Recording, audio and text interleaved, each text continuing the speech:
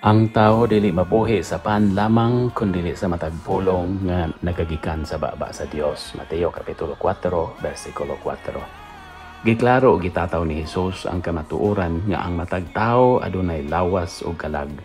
Ang atong lawas magkinahanglan og pagkaon aron magpabiling buhi, samtang ang ato ang kalag magkinahanglan usab nga mukaon.